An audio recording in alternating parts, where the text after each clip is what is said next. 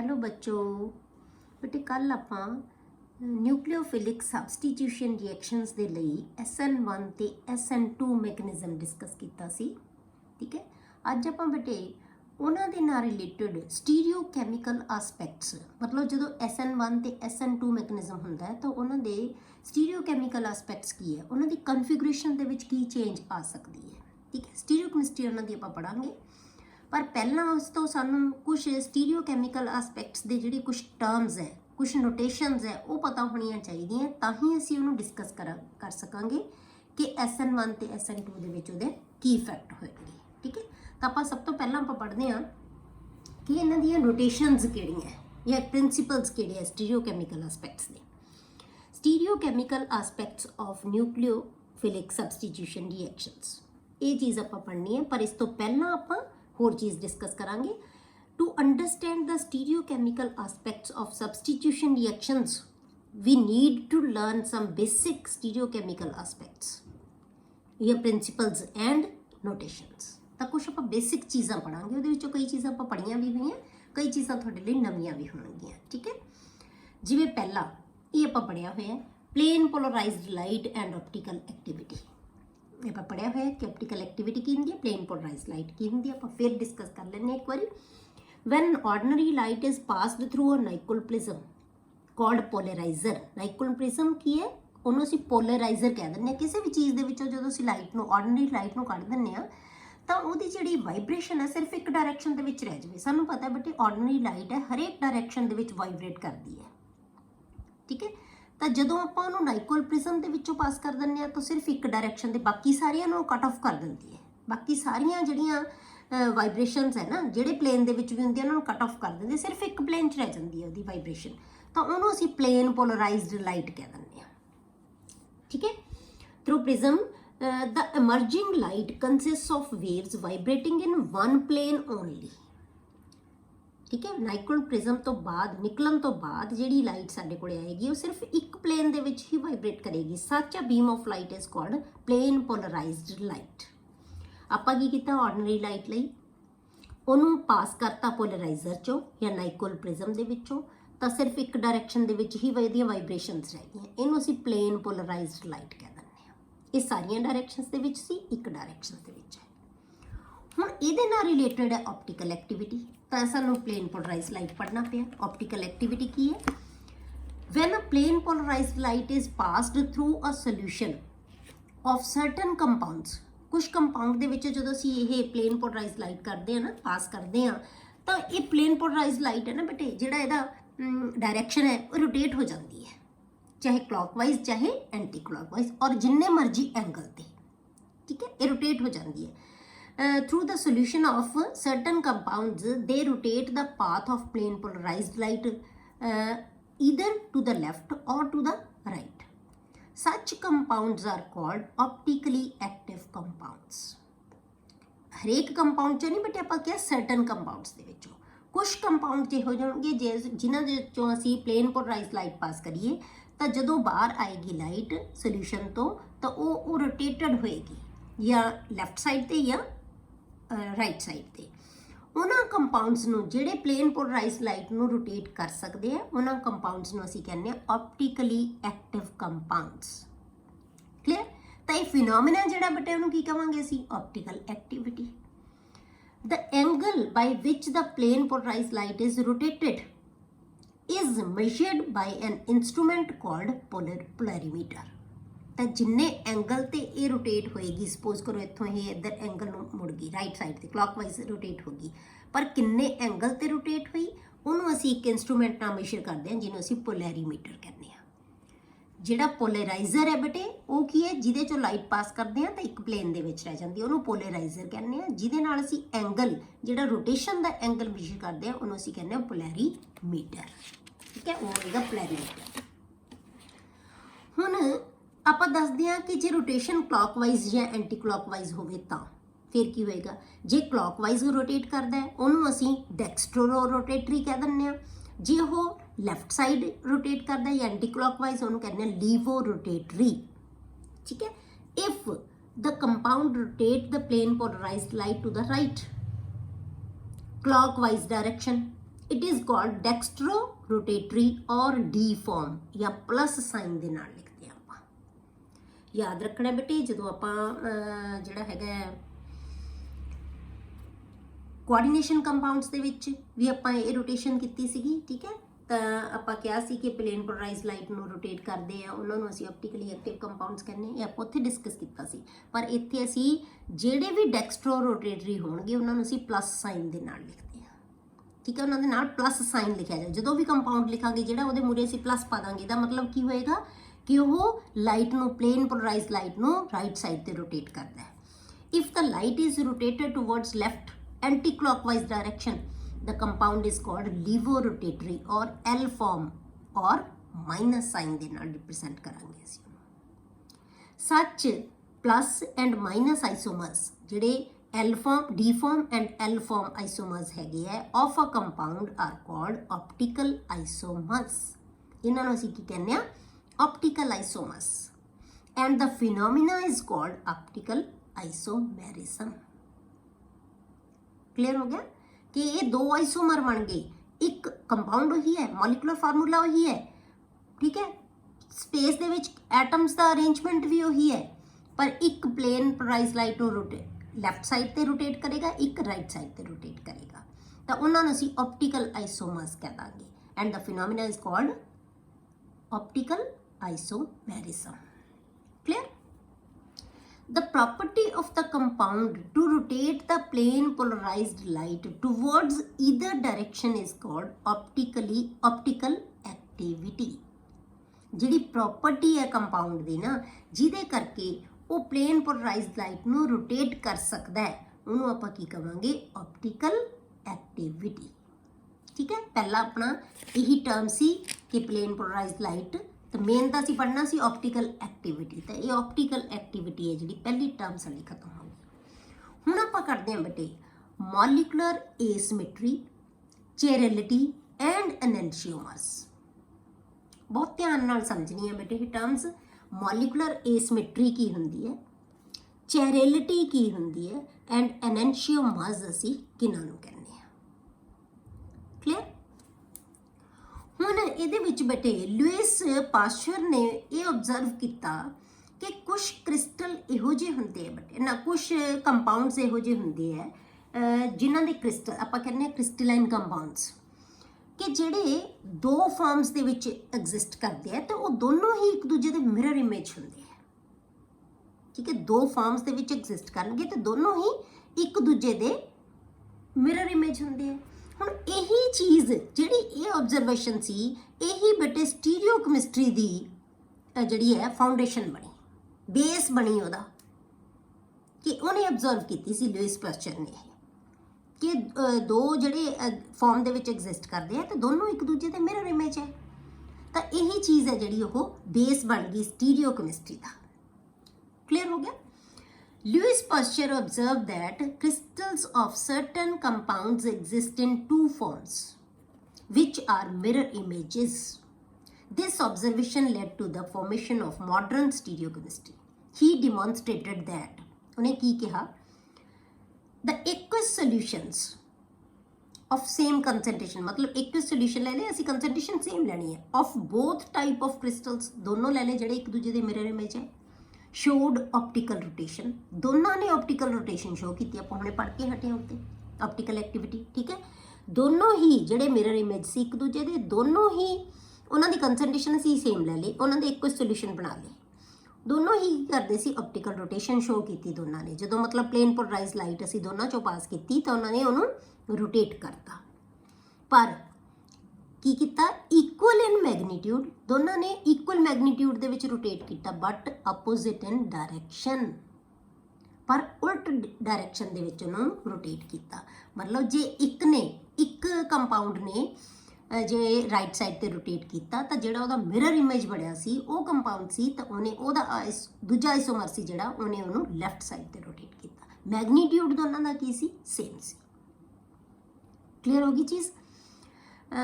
He believed that this difference in optical activity is associated with the three-dimensional arrangement of atoms called configuration of two types of crystals. ਹੁਣ ਇਹ ਕਹਿੰਦਾ difference ਕਿਉਂ ਆਇਆ optical activity ਦਾ। ਜਿਹੜੇ ਦੋ mirror image ਸੀ ਉਹਨਾਂ ਦੋਨਾਂ ਨੇ ਜਿਹੜਾ ਪਲੇਨ ਪੋਲਰਾਈਜ਼ ਲਾਈਟ ਨੂੰ ਰੋਟੇਟ ਕੀਤਾ, ਦੋਨਾਂ ਨੇ ਰੋਟੇਟ ਕੀਤਾ, ਮੈਗਨੀਟਿਊਡ ਦੋਨਾਂ ਦਾ ਸੇਮ ਸੀ ਪਰ direction different C.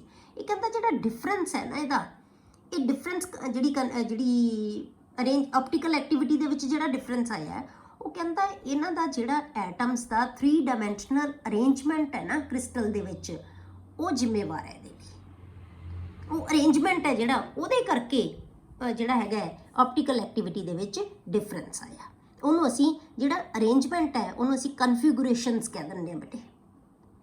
3 dimensional arrangement of atoms called ਕਨਫਿਗੂਰੇਸ਼ਨਸ, ਉਹਨਾਂ ਨੂੰ ਅਸੀਂ ਕਨਫਿਗੂਰੇਸ਼ਨਸ ਕਹਿੰਦੇ ਹਾਂ, ਠੀਕ ਹੈ, ਆਫ 2 ਟਾਈਪਸ ਆਫ ਕ੍ਰਿਸਟਲਸ। ਹੁਣ ਆਪਾਂ ਜੇ ਦੇਖੀਏ ਬੇਟੇ, the 4 valencies of carbon atom are directed towards the corners of a tetrahedral. ਸਾਨੂੰ ਪਤਾ ਹੈ ਕਿ ਜੇ ਇੱਕ ਕਾਰਬਨ ਦੇ ਵਿੱਚ 4 ਵੈਲੈਂਸੀਜ਼ ਹੁੰਦੀਆਂ, ਚਾਰੋਂ ਕੀ ਹੈ, ਇੱਕ ਉਹਨੇ ਟੈਟਰਾਹੈਡਰਲ ਸਟਰਕਚਰ ਬਣਾਇਆ ਹੋਇਆ ਹੁੰਦਾ ਹੈ, ਇੱਕ ਟੈਟਰਾਹੈਡਰਲ ਸਟਰਕਚਰ ਦੇ ਇਹਦਾ ਕ੍ਰਿਸਟਲ ਹੈ। ਕੋਈ ਵੀ ਕਾਰਬਨ ਦਾ ਕ੍ਰਿਸਟਲ ਬਣੇਗਾ, ਉਹਦੇ ਜਿਹੜੇ ਕਾਰਬਨ ਐਟਮ ਹੈ ਉਹ ਹਮੇਸ਼ਾ ਟੈਟਰਾਹੈਡਰਲੀ ਅਰੇਂਜ ਬਣਾਉਣਗੇ। ਜਿੰਨੀਆਂ ਵੀ ਉਹਦੇ ਨਾਲ ਆਸੇ-ਪਾਸੇ ਐਟਮਸ ਲੱਗੀਆਂ ਹੋਈਆਂ, ਇੱਕ ਕਾਰਬਨ ਦੇ ਨਾਲ 4 ਜਿਹੜੇ ਬੌਂਡ ਬਣਨਗੇ ਉਹ ਟੈਟਰਾਹੈਡਰਨ ਦੇ ਵਿੱਚ ਹੋਣਗੇ, ਉਹ 4 towards the corners of a tetrahedron. If all the atoms or groups attached to a carbon atom are different, ਹੁਣ ਜੇ ਆਪਾਂ ਮੰਨ ਲਈਏ ਕਿ ਇੱਕ ਕਾਰਬਨ ਜਿਹਦੇ 4 ਬੌਂਡ ਹੋ ਸਕਦੇ ਹੈ, ਪਰ ਜੇ ਆਪਾਂ ਸਪੋਜ਼ ਕਰ ਲਈਏ ਕਿ ਚਾਰੋਂ ਦੇ ਚਾਰੋਂ ਹੀ ਉਹ ਡਿਫਰੈਂਟ ਹੈ, ਉਹਦੇ ਨਾਲ ਅਟੈਚਡ ਗਰੁੱਪ ਹੈ ਨਾ, ਚਾਹੇ ਐਟਮ ਹੈ ਚਾਹੇ ਗਰੁੱਪ ਹੈ, ਉਹ ਚਾਰੋਂ ਦੇ ਚਾਰੋਂ ਜਿਹੜੇ ਉਹ ਡਿਫਰੈਂਟ ਹੋਣ, ਅਲੱਗ-ਅਲੱਗ ਹੋਣ ਸਾਰੇ, then such a carbon atom is called asymmetric carbon। ਤੁਹਾਨੂੰ ਅਸੀਂ ਕੀ ਕਹਿੰਦੇ ਆ, asymmetric carbon ਕਹਿੰਦੇ ਆ ਬੇਟੇ, ਜਿਹਦੇ ਵਿੱਚ ਚਾਰੋਂ ਗਰੁੱਪਸ ਅਟੈਚਡ, ਚਾਰੋਂ ਸਪੀਸ਼ੀਜ਼ ਅਟੈਚਡ ਜਿਹੜੀਆਂ ਕਾਰਬਨ ਦੇ ਨਾਲ ਹੋਣਗੀਆਂ ਉਹ ਚਾਰੋਂ ਡਿਫਰੈਂਟ ਹੋਣਗੀਆਂ, ਤਾਂ ਉਹਨਾਂ ਨੂੰ ਅਸੀਂ ਕਹਿੰਦੇ ਆ ਏਸਿਮੈਟ੍ਰਿਕ ਕਾਰਬਨ। ਔਰ ਸਟੀਰੀਓ ਸੈਂਟਰ, ਉਹਨੂੰ ਕਹਿੰਦੇ ਅਸੀਂ ਸਟੀਰੀਓ ਸੈਂਟਰ। ਹੁਣ ਜਿਸ ਕੰਪਾਊਂਡ ਦੇ ਵਿੱਚ ਇਸ ਤਰ੍ਹਾਂ ਦੀ ਕਾਰਬਨ ਹੋਏਗੀ, ਕਿਸੇ ਵੀ ਕੰਪਾਊਂਡ ਦੇ ਵਿੱਚ ਇੱਕ ਕਾਰਬਨ ਜ਼ਰੂਰ ਇਹੋ ਜਿਹੀ, ਇੱਕ ਤੋਂ ਵੱਧ ਵੀ ਹੋ ਸਕਦੀ ਹੈ, ਇੱਕ ਕਾਰਬਨ ਇਹੋ ਜਿਹੀ ਜ਼ਰੂਰ ਹੋਵੇ ਜਿਹੜੀ ਏਸਿਮੈਟ੍ਰਿਕ ਹੋਵੇ, ਮਤਲਬ ਕਿ ਚਾਰੋਂ ਡਿਫਰੈਂਟ ਗਰੁੱਪਸ ਨਾਲ ਅਟੈਚਡ ਹੋਵੇ, ਤਾਂ ਉਸ ਤਰ੍ਹਾਂ ਦੇ ਮੋਲੀਕਿਊਲਸ ਨੂੰ ਅਸੀਂ ਕਹਿ ਦਿੰਦੇ ਹਾਂ ਏਸਿਮੈਟ੍ਰਿਕ molecules. The molecule containing asymmetric carbon would lack symmetry, would lack symmetry, ਉਹ symmetry ਨਹੀਂ ਹੋਏਗੀ ਉਹਦੇ ਵਿੱਚ, ਠੀਕ ਹੈ, ਉਹ ਲੂਜ਼ ਕਰ ਦੇਗਾ ਆਪਣੀ ਸਿਮੈਟਰੀ ਨੂੰ ਜੇ ਅਲੱਗ-ਅਲੱਗ ਉਹਦੇ ਨਾਲ ਗਰੁੱਪਸ ਅਟੈਚ ਹੋ ਗਏ, and is called asymmetric molecule. This asymmetry of molecule is responsible for optical activity of compounds। ਹੁਣ ਇਹ ਜਿਹੜੀ asymmetry ਹੈ ਨਾ ਮੋਲੀਕਿਊਲ ਦੀ, ਇਹ ਜ਼ਿੰਮੇਵਾਰ ਹੋਏਗੀ ਆਪਟੀਕਲ ਐਕਟੀਵਿਟੀ ਲਈ, ਕੋਈ ਕੰਪਾਊਂਡ ਦੀ ਆਪਟੀਕਲ ਐਕਟੀਵਿਟੀ ਲਈ, ਕਿ ਉਹ ਰੋਟੇਟ ਕਰਦਾ ਹੈ ਕਿੱਧਰ ਨੂੰ, ਰਾਈਟ ਨੂੰ ਜਾਂ ਲੈਫਟ ਨੂੰ। ਕਲੀਅਰ ਹੋ ਗਿਆ, ਉਹ ਕਰ ਸਕਦਾ ਹੈ ਜਾਂ ਨਹੀਂ ਕਰ ਸਕਦਾ, ਡਿਪੈਂਡ ਕਿਹਦੇ ਤੇ ਕਰੇਗਾ, ਏਸਿਮੈਟ੍ਰਿਕ ਜਿਹੜੀ ਉਹਦੀ ਅਰੇਂਜਮੈਂਟ, ਐਂ ਕਹਿ ਲਓ ਕਿ ਕਨਫਿਗੂਰੇਸ਼ਨ ਆਫ ਦ ਮੋਲੀਕਿਊਲ ਜਾਂ ਏਸਿਮੈਟਰੀ ਆਫ ਦ ਮੋਲੀਕਿਊਲ। ਕਲੀਅਰ ਹੋ ਗਈ ਇਹ ਚੀਜ਼। ਹੁਣ ਪਹਿਲਾਂ ਆ ਗਿਆ ਸਾਡੇ ਕੋਲੇ ਮੋਲੀਕੂਲਰ ਏਸਿਮੈਟਰੀ, ਮਤਲਬ ਕੀ ਹੈ, ਜਿਸ ਮੋਲੀਕਿਊਲ ਦੇ ਵਿੱਚ ਉਹ ਕਾਰਬਨ ਹੋਵੇ ਜਿਹਦੇ ਸਾਰੇ ਗਰੁੱਪ ਅਟੈਚਡ ਉਹਦੇ ਨਾਲ ਡਿਫਰੈਂਟ ਹੋਣ, ਤਾਂ ਉਹਨੂੰ ਅਸੀਂ ਕੀ ਕਵਾਂਗੇ, ਏਸਿਮੈਟ੍ਰਿਕ ਕਾਰਬਨ। ਤਾਂ ਜਿਸ ਮੋਲੀਕਿਊਲ ਦੇ ਵਿੱਚ ਏਸਿਮੈਟ੍ਰਿਕ ਕਾਰਬਨ ਹੋਏਗੀ ਉਹਨੂੰ ਅਸੀਂ ਏਸਿਮੈਟ੍ਰਿਕ ਮੋਲੀਕਿਊਲ ਕਹਿ ਦਾਂਗੇ। ਕਲੀਅਰ ਹੋ ਗਿਆ, ਇਹ ਪਹਿਲੀ ਟਰਮ ਆ ਗਈ ਬੇਟੇ। ਹੁਣ ਆਪਾਂ ਕਰਨਾ ਚੈਰਿਲਿਟੀ, ਫਿਰ ਕਰਾਂਗੇ ਐਨਾਲਿਸਿਸ। ਹੁਣ ਏਸਿਮੈਟ੍ਰਿਕ ਕਾਰਬਨ ਸਾਨੂੰ ਕਲੀਅਰ ਹੋ ਗਿਆ ਕਿ ਏਸਿਮੈਟ੍ਰਿਕ ਮੋਲੀਕਿਊਲ ਕੀ ਹੁੰਦਾ ਹੈ, ਮਤਲਬ ਕਿ ਉਹਦੇ ਵਿੱਚ ਕਾਰਬਨ ਇਹੋ ਜਿਹੀ ਹੋਣੀ ਚਾਹੀਦੀ ਹੈ ਜਿਹਦੇ ਨਾਲ ਸਾਰੇ ਗਰੁੱਪ ਡਿਫਰੈਂਟ ਅਟੈਚਡ ਹੋਣ। All the objects or molecules have mirror images। ਹਰੇਕ ਚੀਜ਼ ਦਾ ਹੀ ਮਿਰਰ ਇਮੇਜ ਹੋ ਸਕਦਾ ਹੈ, ਕਿਸੇ ਵੀ ਚੀਜ਼ ਨੂੰ ਤੁਸੀਂ ਮਿਰਰ ਦੇ ਸਾਹਮਣੇ ਰੱਖ ਦਿਓ, ਉਹ ਕੀ ਬਣ ਜਾਏਗਾ, ਉਹਦਾ ਮਿਰਰ ਇਮੇਜ ਆ ਜਾਏਗਾ। ਇਸੇ ਤਰ੍ਹਾਂ ਕੰਪਾਊਂਡਸ ਦੇ ਵਿੱਚ ਵੀ ਆ ਜਾਏਗਾ, ਹਰੇਕ ਚੀਜ਼ ਦਾ ਮਿਰਰ ਇਮੇਜ ਹੁੰਦਾ ਹੈ। ਕੋਈ ਵੀ ਆਬਜੈਕਟ ਲੈ ਲਓ, ਕੋਈ ਵੀ ਮੋਲੀਕਿਊਲ ਲੈ ਲਓ, ਉਹਦਾ ਮਿਰਰ ਇਮੇਜ ਬਣੇਗਾ। ਕਲੀਅਰ ਹੋ ਗਿਆ। ਪਰ the objects or molecules which are not superimposable on their mirror images, ਪਰ ਜਿਹੜੇ ਮਿਰਰ ਇਮੇਜ ਹੈ ਬੇਟੇ, ਜਿਹੜੇ ਇੱਕ ਦੂਜੇ ਨੂੰ ਸੁਪਰ ਇੰਪੋਜ਼ ਨਾ ਕਰਨ, ਇੱਕ ਦੂਜੇ ਨੂੰ ਕਵਰ ਨਾ ਕਰ ਸਕਣ, ਜਿਵੇਂ like a pair of hands are called chiral. ਠੀਕ ਹੈ, ਉਹਨਾਂ ਨੂੰ ਕੀ ਕਹਿੰਦੇ ਆ ਅਸੀਂ, ਚਿਰਲ। ਮਿਰਰ ਇਮੇजेस ਹੈ, ਜਿਵੇਂ ਆਪਣੇ ਲੈਫਟ ਹੈਂਡ ਦਾ ਆਪਾਂ ਦੇਖੀਏ ਆਪਾਂ ਮਿਰਰ ਦੇ ਵਿੱਚ ਤਾਂ ਉਹਦਾ ਇਮੇਜ ਕਿਹਦੇ ਵਰਗਾ ਬਣੇਗਾ ਬੇਟੇ, ਸਾਡੇ ਰਾਈਟ ਹੈਂਡ ਵਰਗਾ। ਠੀਕ ਹੈ, ਪਰ ਜੇ ਅਸੀਂ ਚੁੱਕ ਕੇ ਉਹਨੂੰ ਉਹਦੇ ਉੱਪਰ ਰੱਖੀਏ, ਸਪੋਜ਼ ਕਰੋ ਆ ਸਾਡਾ ਇੱਕ ਹੈਂਡ ਹੈ, ਲੈਫਟ ਹੈਂਡ ਹੈ, ਇਹਦਾ ਮਿਰਰ ਇਮੇਜ ਆ ਬਣਿਆ ਹੋਇਆ ਹੈ। ਠੀਕ ਹੈ, ਇਹ ਬਿਲਕੁਲ ਕਿਹਦੇ ਵਰਗਾ ਹੈ, ਆ ਸਾਡੇ ਰਾਈਟ ਹੈਂਡ, ਇਹਦਾ ਮਿਰਰ ਇਮੇਜ ਬਣਾਵਾਂਗੇ ਆਪਾਂ। ਇੱਥੇ ਮਿਰਰ ਰੱਖਤਾ ਤਾਂ ਕੀ ਆਏਗਾ, ਥੰਬ ਇੱਥੇ ਆਏਗਾ, ਇਹ ਫਿੰਗਰਸ, ਬਿਲਕੁਲ ਇਹਦਾ ਮਿਰਰ ਇਮੇਜ ਕਿਹਦੇ ਵਰਗਾ ਬਣੇਗਾ, ਸਾਡੇ ਰਾਈਟ ਹੈਂਡ ਵਰਗਾ। ਹੁਣ ਜੇ ਅਸੀਂ ਇਹਨੂੰ ਚੁੱਕ ਕੇ ਇਹਦੇ ਉੱਤੇ ਰੱਖਣ ਦੀ ਕੋਸ਼ਿਸ਼ ਕਰੀਏ ਤਾਂ ਫਿਰ ਕੀ ਹੈ, ਅਸੀਂ ਇਹਨੂੰ ਨਹੀਂ ਰੱਖ ਸਕਦੇ, ਇਹ ਸੁਪਰ ਇੰਪੋਜ਼ ਨਹੀਂ ਹੋਏਗਾ। ਇਸ ਤਰ੍ਹਾਂ ਦੇ ਮਿਰਰ ਇਮੇजेस ਨੂੰ ਅਸੀਂ ਕਹਿੰਦੇ ਹਾਂ ਬੇਟੇ chiral, and this property is called chirality. ਹੁਣ ਇਹਦਾ ਮਤਲਬ ਕੀ ਹੈ ਬੇਟੇ ਕਿ ਜਿਹੜੇ ਚਿਰਲ ਮੋਲੀਕਿਊਲਸ ਹੋਣਗੇ ਇਹ ਉਹ ਹੋਣਗੇ ਜਿਹੜੇ ਕਿ ਆਪਟੀਕਲੀ ਐਕਟਿਵ ਹੋਣਗੇ, ਜਿਹੜੇ ਕਿ ਇੱਕ ਦੂਜੇ ਦੇ ਮਿਰਰ ਇਮੇਜ ਹੋਣਗੇ ਪਰ ਇੱਕ ਦੂਜੇ ਨੂੰ ਸੁਪਰ ਇੰਪੋਜ਼ ਨਹੀਂ ਕਰ ਸਕਣਗੇ, ਉਹਨਾਂ ਨੂੰ ਅਸੀਂ ਕਹਿੰਦੇ ਆ ਚਿਰਲ। ਤੇ ਜਿਹੜੀ ਪ੍ਰੋਪਰਟੀ ਹੈ ਉਹਨੂੰ ਕੀ ਕਿਹਾ ਜਾਂਦਾ ਹੈ, chirality. Chiral molecules are optically active. The objects which are superimposable on their mirror images are called achiral। ਜਿਹੜੇ ਆਬਜੈਕਟਸ ਦੇ ਮਿਰਰ ਇਮੇजेस ਇੱਕ ਦੂਜੇ ਨੂੰ ਸੁਪਰ ਇੰਪੋਜ਼ ਕਰ ਲੈਂਦੇ ਆ ਉਹਨਾਂ ਨੂੰ ਅਸੀਂ ਕਹਿੰਦੇ ਆ achiral। These molecules are optically inactive। ਉਹ ਕੀ ਹੋਣਗੇ, ਇਨਐਕਟਿਵ ਹੋਣਗੇ ਬੇਟੇ, ਜਿਹੜੇ ਇੱਕ ਦੂਜੇ ਨੂੰ ਮਿਰਰ ਇਮੇਜ ਨੂੰ ਸੁਪਰ ਇੰਪੋਜ਼ ਕਰ ਸਕਦੇ। ਜਿਵੇਂ ਆਪਾਂ ਸਪੋਜ਼ ਕਰੋ O ਦਾ ਮਿਰਰ ਇਮੇਜ ਲੈ ਲਿਆ, ਸੇਮ ਹੋਏਗਾ, ਸੁਪਰ ਇੰਪੋਜ਼ ਕਰ ਲੇਗਾ। ਕਲੀਅਰ ਹੋ ਗਿਆ। ਜੇ ਆਪਾਂ ਸੁਪਰ ਇੰਪੋਜ਼ ਕਰ ਸਕਣ ਕੋਈ ਵੀ ਮਿਰਰ ਇਮੇਜ, ਉਹਨਾਂ ਨੂੰ ਅਸੀਂ ਕੀ ਕਵਾਂਗੇ, A ਦਾ ਲੈ ਲਿਆ ਆਪਾਂ ਤਾਂ ਕੀ ਹੋਏਗਾ, ਕੈਪੀਟਲ A ਲਿਖਿਆ, ਉਹਦਾ ਮਿਰਰ ਇਮੇਜ ਬਣਾ ਲਿਆ, ਸੇਮ ਸੁਪਰ ਇੰਪੋਜ਼ ਕਰ ਲੇਗਾ। ਉਹਨੂੰ ਆਪਾਂ ਕਵਾਂਗੇ achiral। ਜਿਹੜਾ ਕੋਈ ਵੀ ਜਿਹੜਾ ਮਿਰਰ ਇਮੇਜ ਹੈ, ਕਿਸੇ ਵੀ ਆਬਜੈਕਟ ਦੇ ਮਿਰਰ ਇਮੇਜ ਇੱਕ ਦੂਜੇ ਨੂੰ ਸੁਪਰ ਇੰਪੋਜ਼ ਕਰ ਦੇਣਗੇ, ਉਹਨੂੰ ਅਸੀਂ ਕਹਿੰਦੇ ਹਾਂ achiral। These molecules are optically inactive। ਇਹ ਮੋਲੀਕਿਊਲ ਕੀ ਹੋਣਗੇ, ਆਪਟੀਕਲੀ ਇਨਐਕਟਿਵ। ਇਹਦਾ ਮਤਲਬ ਕੀ ਹੋਇਆ ਬੇਟੇ ਕਿ ਆਪਟੀਕਲੀ ਐਕਟਿਵ ਸਬਸਟੈਂਸਿਸ ਉਹ ਹੋਣਗੀਆਂ ਜਿਹੜੇ ਕਿ ਜਿਨ੍ਹਾਂ ਦੇ ਵਿੱਚ ਏਸਿਮੈਟ੍ਰਿਕ ਜਿਹੜੀ ਹੈਗੀ ਚਿਰਲ ਕਾਰਬਨ ਹੋਵੇ, ਮਤਲਬ ਡਿਫਰੈਂਟ ਮੋਲੀਕਿਊਲਸ ਹੋਣ ਤਾਂ ਇੱਕ ਦੂਜੇ ਦੇ ਮਿਰਰ ਹੋਣ ਤੇ ਉਹ ਸੁਪਰ ਇੰਪੋਜ਼ ਨਾ ਕਰ ਸਕਣ, ਉਹ ਕੀ ਹੋਣਗੇ, ਆਪਟੀਕਲੀ active. The molecular chirality can be applied to organic compounds। ਹੁਣ ਇਹ molecular chirality ਹੈ ਜਿਹੜੀ, ਉਹਨੂੰ ਅਸੀਂ organic compounds ਤੇ ਵੀ ਅਪਲਾਈ ਕਰ ਸਕਦੇ ਹਾਂ। Let us consider two simple molecules, propane to ol and butane to ol। ਦੋ ਮੋਲੀਕਿਊਲ ਲੈ ਲਏ ਐਂਡ देयर mirror image, ਤੇ ਆਪਾਂ ਉਹਨਾਂ ਦੇ ਮਿਰਰ ਇਮੇਜ ਬਣਾਉਣੇ ਆ। ਠੀਕ ਹੈ, ਪਹਿਲਾਂ ਆਪਾਂ ਲੈ ਲਿਆ ਪ੍ਰੋਪੇਨ ਟੂ ol। ਪ੍ਰੋਪੇਨ ਦਾ ਮਤਲਬ ਤਿੰਨ ਕਾਰਬਨ ਵਾਲਾ ਤੇ ਦੋ ਦੇ ਉੱਤੇ ol ਗਰੁੱਪ ਲੱਗਿਆ ਹੋਇਆ। ਤਾਂ ਆਪਾਂ ਕੀ ਕਿਹਾ, ਚਾਰ ਗਰੁੱਪ ਇਹਦੇ ਨਾਲ ਅਟੈਚਡ ਹੋ ਗਏ ਇਸ ਕਾਰਬਨ ਨਾਲ। ਚਾਰੋਂ ਗਰੁੱਪ ਵਿੱਚੋਂ ਸਾਨੂੰ ਪਤਾ ਲੱਗਿਆ ਇੱਕ OH ਹੈ, ਇੱਕ H ਹੈ, ਇੱਕ CH3 ਹੈ। ਆ ਤਾਂ ਲਾਈਨ ਦੇ ਵਿੱਚ ਆ ਗਏ CH3, ਜਿਵੇਂ ਆਪਾਂ ਬਣਾਉਂਦੇ ਆ, ਇਹ OH ਹੈ, ਇਹ H ਹੈ। ਆਪਾਂ ਕਿਹਾ ਹਰੇਕ ਕਾਰਬਨ ਦੇ ਟੈਟਰਾਹੈਡਰਲ ਬੌਂਡ ਹੁੰਦੇ ਆ, ਤਾਂ ਇਹਦੇ ਨਾਲ ਇੱਕ ਕਾਰਬਨ ਲੈ ਲਈ, ਜਿਹਦੇ ਨਾਲ ਆਪਾਂ ਕੋਈ ਵੀ ਇਹਨਾਂ ਚੋਂ ਇੱਕ ਕਾਰਬਨ ਲੈ ਲਓ ਬੇਟੇ, ਦੇਖੋ ਕਿ ਜਿਹੜੀ ਹੈਗੀ ਆ ਉਹ ਕਾਰਬਨ ਜਿਹੜੀ ਆਪਾਂ ਮੰਨੀਏ ਕਿ ਜਿਹਦੇ ਵਿੱਚ ਡਿਫਰੈਂਟ ਗਰੁੱਪਸ ਹੋਣਗੇ, ਤਾਂ ਇਹਦੇ ਵਿੱਚੋਂ ਦੇਖੋ ਤੁਸੀਂ ਇਹ ਡਿਫਰੈਂਟ ਗਰੁੱਪ ਹੈਗੇ ਆ, ਨਹੀਂ ਹੈਗੇ। ਕਿਉਂ, ਕਿਉਂਕਿ ਇਹ ਦੋ ਗਰੁੱਪ ਸੇਮ ਲੱਗੇ ਹੋਏ ਆ। ਇਹਦਾ ਮਤਲਬ ਇੱਥੋਂ ਹੀ ਕਲੀਅਰ ਹੋ ਗਿਆ ਕਿ ਆਪਟੀਕਲੀ ਐਕਟਿਵ ਨਹੀਂ ਹੈਗਾ, ਇਹ ਆਪਟੀਕਲੀ ਐਕਟਿਵ ਨਹੀਂ ਹੋ ਸਕਦਾ। ਕਿਉਂ, ਕਿਉਂਕਿ ਇਹਦੇ ਵਿੱਚ ਚਾਰੋਂ ਗਰੁੱਪ ਹੈ ਜਿਹੜੇ ਉਹ ਡਿਫਰੈਂਟ ਨਹੀਂ। ਠੀਕ ਹੈ, ਇਹ ਜਿਹੜਾ ਚਾਰ ਦੇ ਚਾਰ ਗਰੁੱਪ ਹੈ ਉਹ ਏਸਿਮੈਟ੍ਰਿਕ ਨਹੀਂ ਹੈਗੇ, ਏਸਿਮੈਟ੍ਰਿਕ ਮੋਲੀਕਿਊਲ ਨਹੀਂ ਹੈ। ਕਿਉਂ, ਕਿਉਂਕਿ ਚਾਰੋਂ ਗਰੁੱਪ ਡਿਫਰੈਂਟ ਨਹੀਂ ਹੋਗੇ। ਇੱਥੋਂ ਹੀ ਪਤਾ। ਪਰ ਜੇ ਅਸੀਂ ਮਿਰਰ ਇਮੇਜ ਵੀ ਦੇਖੀਏ, ਠੀਕ ਹੈ, ਇਹਦਾ ਮਿਰਰ ਇਮੇਜ ਲੈ ਕੇ ਵੀ ਦੇਖੀਏ ਤਾਂ ਫਿਰ ਦੇਖਿਆ ਉਸ ਕੰਟੈਸਟ ਦੇ ਨਾਲ ਵੈਸੇ ਸਾਨੂੰ ਕਲੀਅਰ ਹੋ ਗਿਆ ਕਿ ਇਹ ਆਪਟੀਕਲੀ ਐਕਟਿਵ ਨਹੀਂ ਹੋ ਸਕਦਾ। ਕਿਉਂ, ਕਿਉਂਕਿ ਚਾਰੋਂ ਗਰੁੱਪ ਇਹਦੇ ਡਿਫਰੈਂਟ ਨਹੀਂ ਹੈਗੇ। ਇਹਦਾ ਮਿਰਰ ਇਮੇਜ ਬਣਾਈਏ ਤਾਂ ਕੀ ਬਣ ਗਿਆ, ਆਹ ਚੀਜ਼ ਬਣੇਗੀ। ਠੀਕ ਹੈ, ਹੁਣ ਇਹਨੂੰ ਆਪਾਂ ਦੇਖੀਏ ਕਿ ਜੇ ਇਸ ਮਿਰਰ ਇਮੇਜ ਨੂੰ 180 ਡਿਗਰੀ ਤੇ ਅਸੀਂ ਰੋਟੇਟ ਕਰ ਦਈਏ, 180 ਤੇ ਰੋਟੇਟ ਕਰਤਾ। ਹੁਣ ਇਹ ਚੀਜ਼ ਬੇਟੇ ਇਹ ਧਿਆਨ ਕਰਨੀ ਹੈ ਤੁਸੀਂ ਕਿ ਜਿਹੜਾ ਇੱਕ ਟੈਟਰਾਹੈਡਰਨ ਬਣਿਆ ਹੋਇਆ, ਅਸੀਂ 2 ਡਾਇਮੈਂਸ਼ਨ ਤੇ 80 ਡਿਗਰੀ ਨੂੰ ਅਸੀਂ ਦਿਖਾ ਨਹੀਂ ਨਾ ਸਕਦੇ ਕਿ ਕਿਵੇਂ ਰੋਟੇਟ ਕਰ ਰਹੇ ਹਾਂ। ਠੀਕ ਹੈ, 180 ਤੇ ਦਿਖਾ ਨਹੀਂ ਨਾ ਸਕਦੇ, ਪਰ ਇਹਨੂੰ ਤੁਸੀਂ ਸਪੋਜ਼ ਕਰਨਾ ਹੈ ਕਿ ਇੱਕ ਟੈਟਰਾਹੈਡਰਨ ਹੈ, ਇੱਕ ਟੈਟਰਾਹੈਡਰਨ ਨੂੰ ਤੁਸੀਂ ਰੋਟੇਟ ਕਰਤਾ 180 ਤੇ।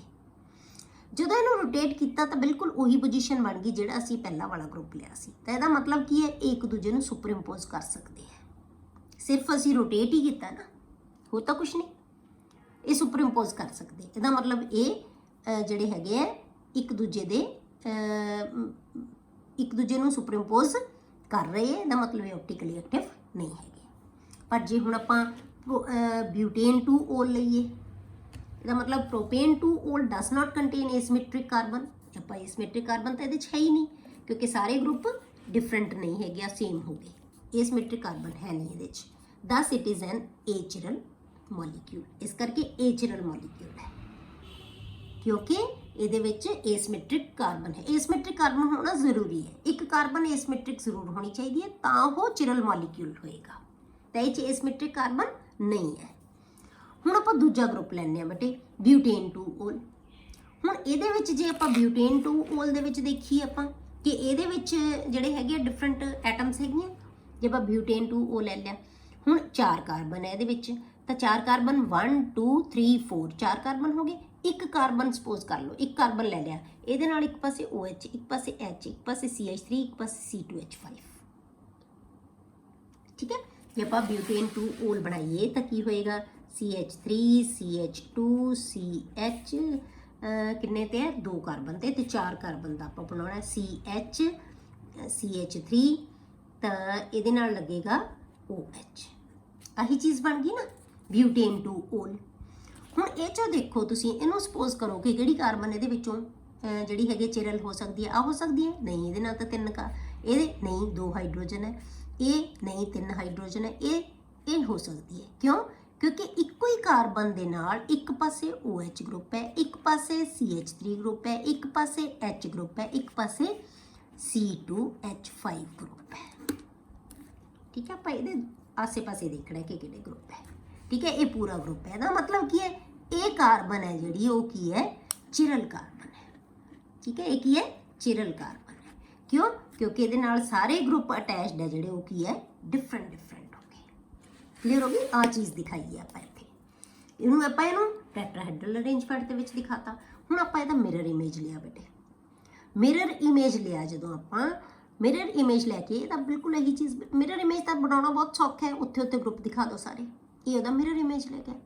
ਜੇ ਆਪਾਂ ਇਹਨੂੰ ਸੁਪਰ ਇੰਪੋਜ਼ ਕਰੀਏ ਤਾਂ ਨਹੀਂ ਹੋਏਗਾ।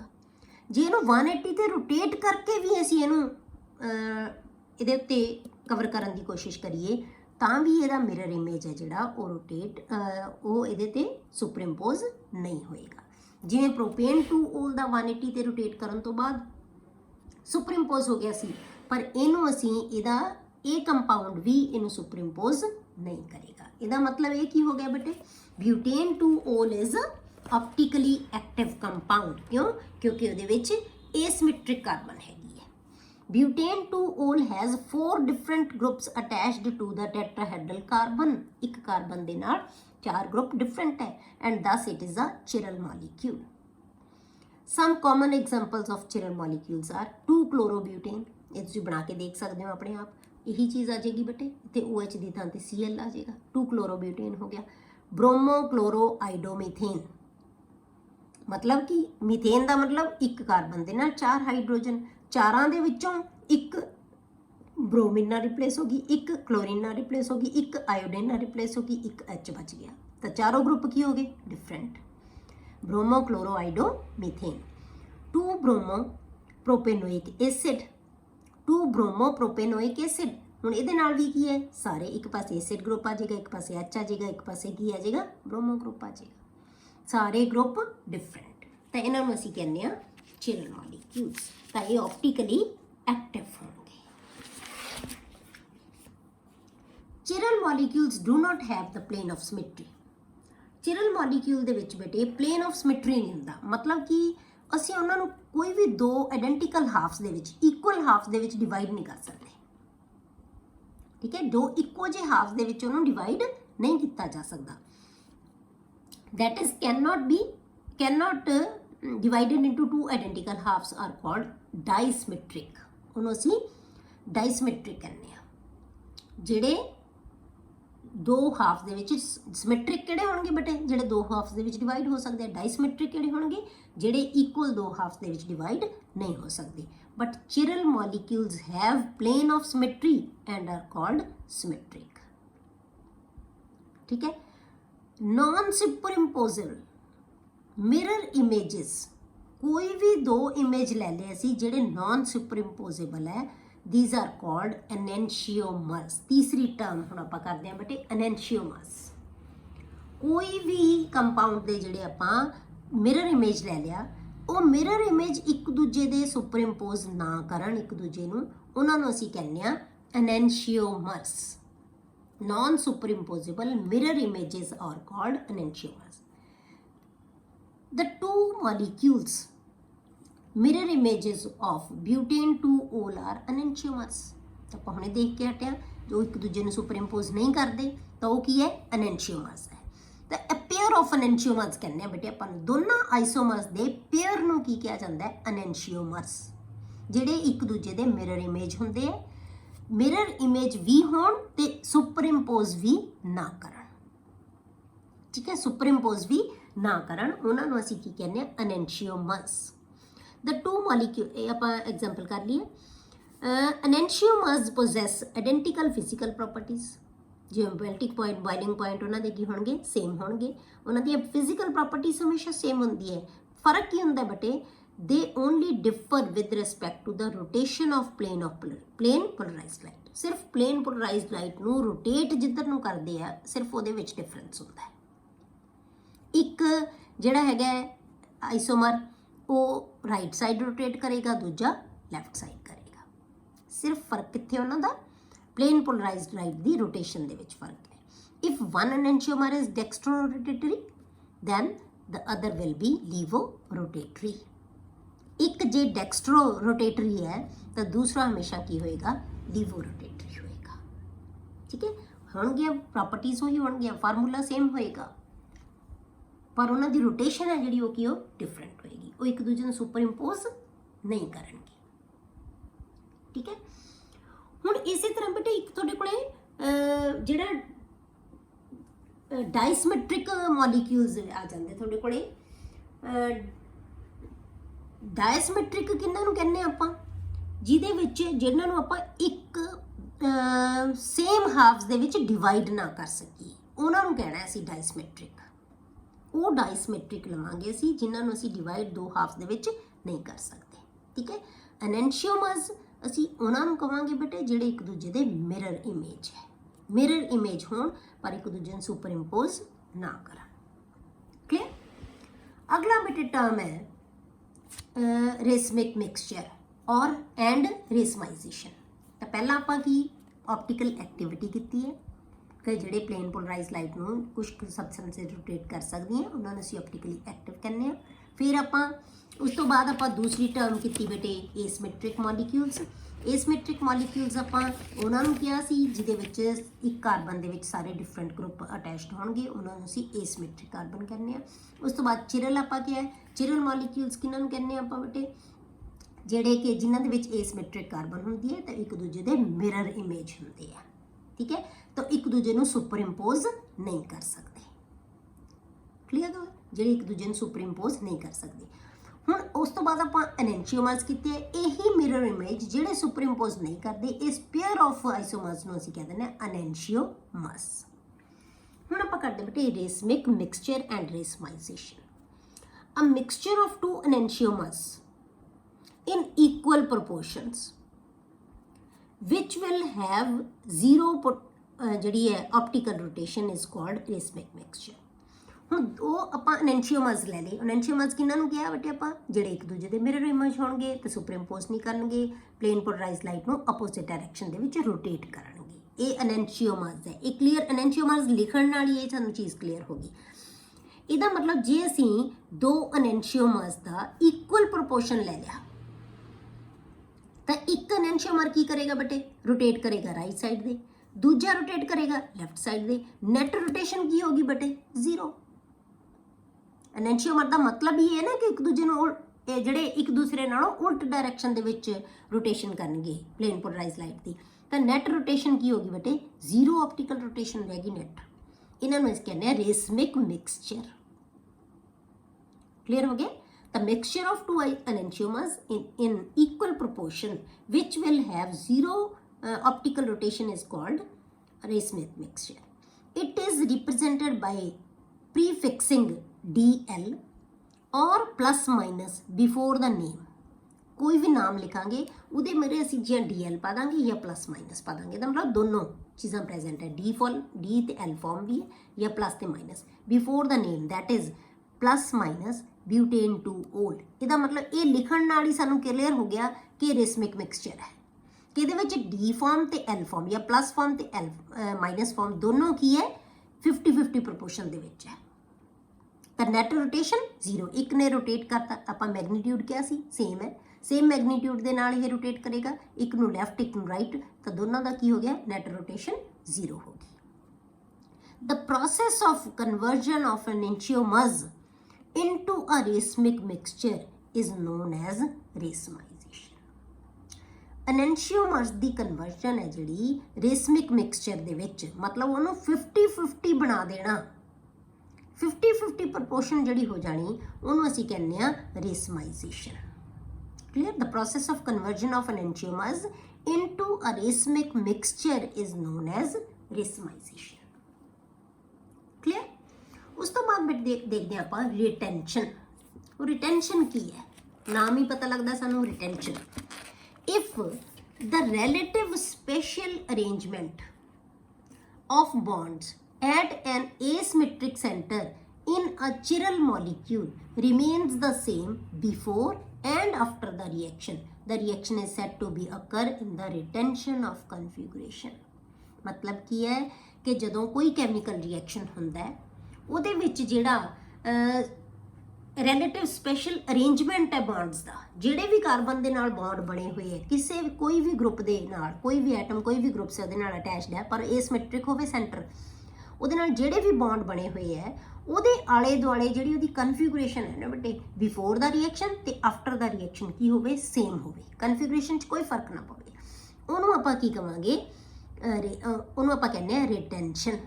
ਠੀਕ ਹੈ, ਜੇ ਕਨਫੀਗੂਰੇਸ਼ਨ ਸੇਮ ਰਵੇ ਉਹਨੂੰ ਆਪਾਂ ਰਿਟੈਂਸ਼ਨ ਕਹਿੰਦੇ ਆ। ਜਿਵੇਂ ਆਪਾਂ ਐਗਜ਼ਾਮਪਲ ਲੈ ਲਈ, ਆਪਾਂ ਲੈ ਲਿਆ ਇਹ ਕਾਰਬਨ, ਇਸ ਕਾਰਬਨ ਦੇ ਨਾਲ ਤੁਹਾਡੇ ਕੋਲੇ ਜਿਹੜੇ ਗਰੁੱਪ ਅਟੈਚਡ ਹੈ ਉਹ ਕੀ ਹੈ A B C ਤੇ X। ਇਹ ਆਪਾਂ ਰਿਐਕਟੈਂਟ ਲੈ ਲਿਆ, ਮੰਨ ਲਓ ਆਪਾਂ ਰਿਐਕਸ਼ਨ ਕੀਤਾ ਪਲੱਸ y ਕਰਤਾ ਮਾਈਨਸ x ਦੀ ਥਾਂ ਤੇ y ਨੇ ਲੈ ਲਈ, ਸਬਸਟੀਟਿਊਸ਼ਨ ਰਿਐਕਸ਼ਨ ਹੋ ਗਿਆ। ਆਪਾਂ ਸਬਸਟੀਟਿਊਸ਼ਨ ਹੀ ਪੜ੍ਹਨਾ ਨਾ, ਠੀਕ ਹੈ, ਸਬਸਟੀਟਿਊਟ ਹੋ ਗਿਆ A B C ਤੇ y ਆ ਗਿਆ, ਪਰ ਸਾਰਿਆਂ ਦੀ ਦੇਖੋ ਤੁਸੀਂ ਕਨਫੀਗੂਰੇਸ਼ਨ ਕੀ ਹੈ ਬੇਟੇ ਸੇਮ, x ਦੀ ਥਾਂ ਤੇ y ਆ ਗਿਆ, ਬਾਕੀ ਸਾਰੇ ਉਸੇ ਪੋਜੀਸ਼ਨ ਦੇ ਉੱਤੇ ਹੈ, ਤਾਂ ਇਹਨੂੰ ਅਸੀਂ ਰਿਟੈਂਸ਼ਨ ਕਹਿੰਦੇ ਆ। ਇਹ ਕੀ ਹੋਏਗਾ ਰਿਟੈਂਸ਼ਨ। ਜੇ ਏਸਿਮੈਟ੍ਰਿਕ ਕਾਰਬਨ ਦਾ ਬੌਂਡ ਟੁੱਟੇ, ਆ ਬੌਂਡ ਟੁੱਟਿਆ, ਇਹ ਟੁੱਟ ਕੇ ਨਵਾਂ ਬੌਂਡ ਬਣ ਗਿਆ y ਦੇ ਨਾਲ, ਪਰ ਸੇਮ ਤੇ ਲਿਖ ਲਿਆ, ਸੇਮ ਤੇ ਆ ਜਾਏਗਾ। ਕਲੀਅਰ ਹੋ ਗਿਆ? ਹੁਣ ਆਪਾਂ ਐਗਜ਼ਾਮਪਲ ਲੈ ਲਈ ਮੋਲੀਕਿਊਲ ਦੀ, ਸਪੋਜ਼ ਕਰੋ ਆਪਾਂ ਲੈ ਲਿਆ two methyl butane 1 ol, 2 methyl butane 1 ol example ਲਈਏ ਆਪਾਂ 4 ਕਾਰਬਨ ਦਾ ਲਿਆ, ਬੂਟੇਨ ਲੈ ਲਿਆ, 2 ਪੋਜੀਸ਼ਨ ਦੇ ਤੇ ਮਿਥਾਈਲ ਤੇ 1 ਦੇ ਉੱਤੇ 올। ਇਹ ਸਾਰੇ ਇਹ ਕਾਰਬਨ ਕੀ ਹੋ ਗਈ ਬੇਟੇ ਏਸਿਮੈਟ੍ਰਿਕ, ਇਹਦੇ ਇੱਕ ਪਾਸੇ CH2OH ਗਰੁੱਪ ਲੱਗ ਗਿਆ, ਇੱਕ ਪਾਸੇ CH3 ਗਰੁੱਪ ਲੱਗ ਗਿਆ, ਇੱਕ ਪਾਸੇ H ਲੱਗ ਗਿਆ, ਇੱਕ ਪਾਸੇ C2H5 ਲੱਗ ਗਿਆ, ਪਰ ਜਿਹੜਾ ਬੌਂਡ ਟੁੱਟ ਰਿਹਾ ਨਾ ਉਹ ਆਹ ਵਾਲਾ ਟੁੱਟ ਰਿਹਾ। ਇਹਦਾ ਮਤਲਬ ਏਸਿਮੈਟ੍ਰਿਕ ਕਾਰਬਨ ਦਾ ਕੋਈ ਬੌਂਡ ਬ੍ਰੇਕ ਨਹੀਂ ਹੋ ਰਿਹਾ, ਇੱਥੇ ਏਸਿਮੈਟ੍ਰਿਕ ਕਾਰਬਨ ਦਾ ਬੌਂਡ ਬ੍ਰੇਕ ਕਰ ਰਹੇ ਸੀ ਆਪਾਂ, ਏਸਿਮੈਟ੍ਰਿਕ ਕਾਰਬਨ ਦਾ ਬੌਂਡ ਬ੍ਰੇਕ ਨਹੀਂ ਹੋ ਰਿਹਾ, ਦੂਸਰਾ ਬੌਂਡ ਹੋ ਰਿਹਾ। HCl ਨਾਲ ਟ੍ਰੀਟ ਕੀਤਾ, Cl ਰਿਪਲੇਸ ਕਰ ਦੇਗਾ OH ਨੂੰ, OH ਬਾਹਰ ਨਿਕਲ ਗਿਆ, Cl ਇਹਦੇ ਨਾਲ ਅਟੈਚ ਹੋ ਗਿਆ। ਠੀਕ ਹੈ, ਇਹ ਬੌਂਡ ਟੁੱਟਿਆ, ਇਹ ਬੌਂਡ ਨਵਾਂ ਬਣ ਗਿਆ, ਪਰ ਏਸਿਮੈਟ੍ਰਿਕ ਕਾਰਬਨ ਦਾ ਕੋਈ ਬੌਂਡ ਨਹੀਂ। ਹੁਣ ਜੇ ਆਪਾਂ ਨਾਮ ਦੇਖੀਏ, ਇਹ ਜਿਹੜਾ ਹੈਗਾ ਹੈ ਇਹਦੇ 'ਚ ਰਿਟੈਂਸ਼ਨ ਹੈ, ਕਨਫੀਗੂਰੇਸ਼ਨ ਦੀ ਕੀ ਹੈ ਰਿਟੈਂਸ਼ਨ ਹੈ, ਸੇਮ ਹੈ, ਉਸੇ ਪਾਸੇ OHC ਉਸੇ ਪਾਸੇ Cl, ਕੋਈ ਫਰਕ ਨਹੀਂ ਆਇਆ, ਸਿਰਫ ਅਸੀਂ ਗਰੁੱਪ ਹੀ ਚੇਂਜ ਕੀਤਾ, ਗਰੁੱਪ ਨਾਲ ਕੋਈ ਫਰਕ ਨਹੀਂ ਪੈਂਦਾ। ਕਨਫੀਗੂਰੇਸ਼ਨ ਦੇਖਣੀ ਆਪਾਂ ਸਟੀਰੀਓਕੈਮਿਸਟਰੀ ਦੇ ਵਿੱਚ, ਸਿਰਫ ਕਨਫੀਗੂਰੇਸ਼ਨ ਦੇਖਣੀ ਹੈ, ਤਾਂ ਕਨਫੀਗੂਰੇਸ਼ਨ ਕੀ ਹੈ ਬੇਟੇ ਸੇਮ ਹੈ, ਸੇਮ ਹੈ, ਬਟ ਸਟਿਲ ਇਹਦੀ ਰੋਟੇਸ਼ਨ ਹੈ ਜਿਹੜੀ ਉਹ ਕੀ ਹੋ ਗਈ ਡਿਫਰੈਂਟ ਹੋ ਗਈ। ਇਹ ਮਾਈਨਸ 2 ਮਿਥਾਈਲ ਬਿਊਟੇਨ 1 ol ਸੀ, ਇਹ ਪਲੱਸ 1 ਕਲੋਰੋ 2 ਮਿਥਾਈਲ ਬਿਊਟੇਨ ਬਣ ਗਿਆ। ਠੀਕ ਹੈ, ਪਲੱਸ 1 ਕਲੋਰੋ 2 ਮਿਥਾਈਲ ਬਿਊਟੇਨ ਬਣ ਗਿਆ। मतलब की है भावें ਇਹਦੇ ਵਿੱਚ एसिमेट्रिक कार्बन ਦਾ बॉन्ड नहीं टुटिया पर स्टिल ਉਹਦੀ कन्फिगरेशन है ਜਿਹੜੀ ਉਹਦੀ रोटेशन है वो चेंज हो गई। ਇਹ बेटे डिपेंड करता है कि कोई कंपाउंड प्लेन पोलराइज लाइट ਨੂੰ ਕਿੱਧਰ ਨੂੰ रोटेट कर रहा, भावें रिटेंशन हो रही है ਇਹਦੇ 'ਚ कन्फिगरेशन सेम है, ठीक है, पर फिर भी रोटेशन ਦੇ ਵਿੱਚ फर्क पै गया। ये डिपेंड करता है कंपाउंड ਦੇ कि वो लाइट ਨੂੰ किस पासे रोटेट कर रहे। हो सकता है ਇਹਦਾ कंपाउंड ਦੀ ਜਿਹੜੀ एंगल है वो डिफरेंट होवे, ਇਹਦਾ एंगल है ਜਿਹੜੀ ਉਹ डिफरेंट होवे, ठीक है। ये अलग पासे ਨੂੰ ਇਹ राइट ये लैफ्ट साइड ਨੂੰ कर रहा है, ये राइट साइड ਨੂੰ करे कंपाउंड ਜਿਹੜਾ ਇਹ कंपाउंड बनाया ਆਪਾਂ, ਤਾਂ ਇਹ डिपेंड करता है कंपाउंड ਦੇ ਉੱਤੇ। Clear. No bond at the asymmetric carbon is broken, कोई भी एसिमेट्रिक कार्बन का बॉन्ड नहीं टुट रहा। The reaction proceeds with retention, retention है, कन्फिगरेशन सेम है, even though the sign of the optical rotation has changed, फिर भी साइन है जोड़ा वो चेंज हो गया। ये हो सकता है, ये डिपेंड करेगा कंपाउंड पर कि किस पासे नूं वो रोटेट कर रहा है, किहड़े पासे रोटेशन है जिहड़ी ओहदी होएगी। क्लीयर हो गया। हुण आपां बेटे देखांगे कि ये जिहड़ियां चीज़ां आपां पढ़ीआं ਤਾਂ SN1 ਤੇ SN2 ਦੇ ਵਿੱਚ ਇਹਨਾਂ ਦਾ ਕੀ ਇਫੈਕਟ ਹੋਏਗਾ, ਕੀ ਆਊਟਕਮਸ ਹੋਣਗੀਆਂ।